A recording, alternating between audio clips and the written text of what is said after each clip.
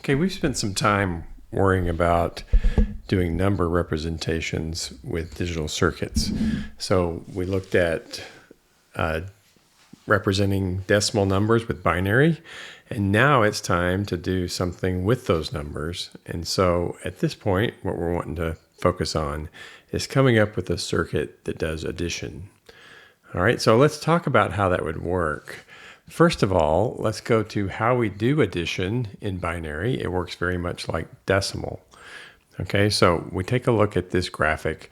We are wanting to add A, which is the number 0, 1, 1, 1. So that's in binary, and this would be 7 in decimal.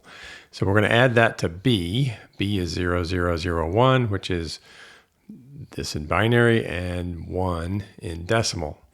Okay, so we're going to do this just like we do regular addition, where we talk about having a sum bit and a carry out. All right, so I'm going to, for the first one, show a 0 for the carry in because there's nothing to carry in. And now we're going to talk about adding these numbers together. 0 plus 1 plus 1, that would be 2. So you could write that as 0 carry the 1. So 1 and 0 in binary would be 2. All right, so go to the next one. The next column we have the carry in was a 1.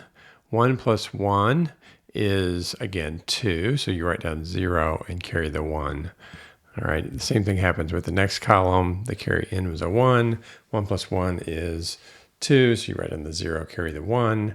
And then finally, for the last column, you have 1 plus 0 plus 0. There's no carry in this case.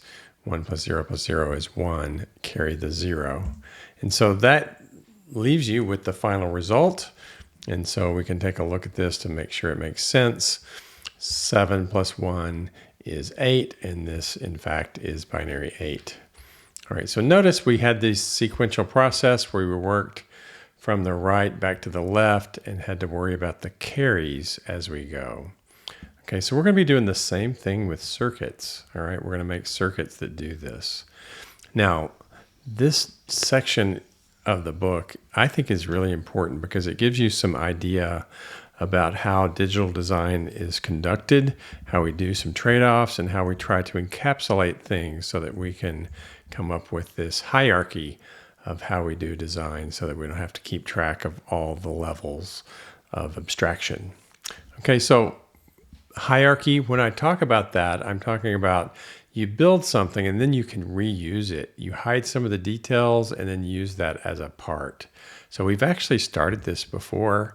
We talked about using transistors. Transistors you can model as a switch. We put these switches together in different configurations and we were able to get gates. All right, so now at this point, what I want to do is add those columns together in an adder circuit. So we can put together a few gates that will take care of that process. We're going to end up calling that a full adder.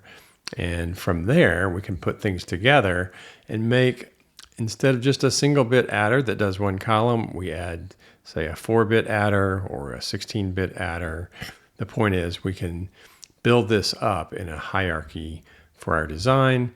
And then once we have adders, we can use those later on in a general processor circuit. All right, so that's a common approach to digital design where you talk about something at one level and you abstract your way up to more functionality to where you can build upon previous levels to get to more useful circuits. All right, so you only need to know, when you work at a different abstraction level, you basically can push some of the details into the box and worry about what goes in and what comes out. And then you can use that design to bootstrap yourself up to more and more functionality. That's the whole idea. All right, along the way, we're going to discover that there's some design trade-offs. And in general, what I want to think about right now is there's speed. All right, so as we do different adder designs, we'll see, oh, this one would take longer to have the signals propagate through the transistors just because of the way things are arranged. And yet you could try to come up with a different design that maybe is faster, but it would be a bigger size and therefore use more power. So you have all these trade-offs that we have to worry about. So you try to push on one thing and it tends to be that you have to pay for it in another domain.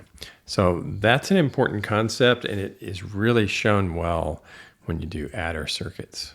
All right, so just a preview of where we're going. The first thing we're going to do is we're going to make a ripple adder. It is very simple, easy to structure, easy to understand how that works. And from there, we're going to push to a look-ahead carry adder, and we're going to find, oh, this is faster, but it takes more circuitry, so it's going to make more size on an integrated circuit. It's going to use more power. So there's this trade-off that falls in the middle here between ripple adder and a full-up look-ahead carry adder. We're going to talk about that in this section.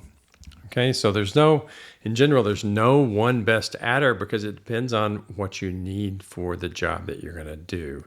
We'll talk about that as we go through this section on adders.